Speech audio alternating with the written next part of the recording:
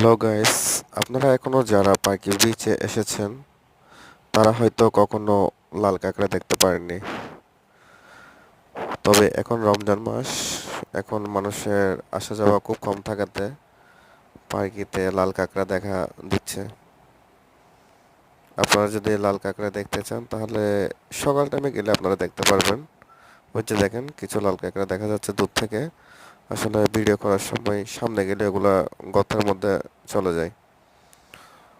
তো জুম করে আমি হালকা নেওয়ার চেষ্টা করছি, আপনারা হয়তো দেখতে পাচ্ছেন।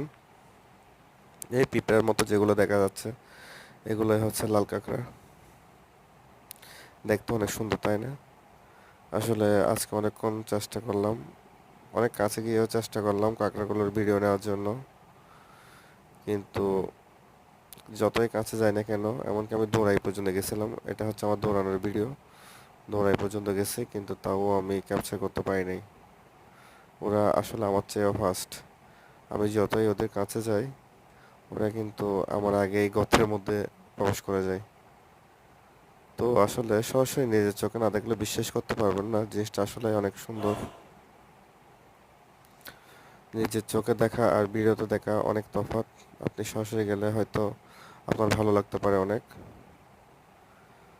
তো আপনাদের যদি দেখার ইচ্ছে হয় আপনারা চাইলে এই বন্ধের দিনে বা রমজানের দিনে ঘুরে আসতে পারেন, কারণ এখন এর মানুষের আসা যাওয়া কম, যার কারণে প্রচুর কাঁকড়া ওখানে আছে আর দেখতে পাওয়া যাচ্ছে। মূলত বেশি মানুষ হলে তখন কাঁকড়ার কিছুই দেখা যায় না। এখন মানুষ কম হওয়াতে প্রচুর কাঁকড়া দেখা দিচ্ছে। আর একটু সকাল টাইমে যেতে হবে, কারণ বিকেল টাইমে আসলে প্রচণ্ড রোদ থাকার কারণে একটু কম দেখা যায়। সকাল টাইমে একটু ভালো দেখা যায়।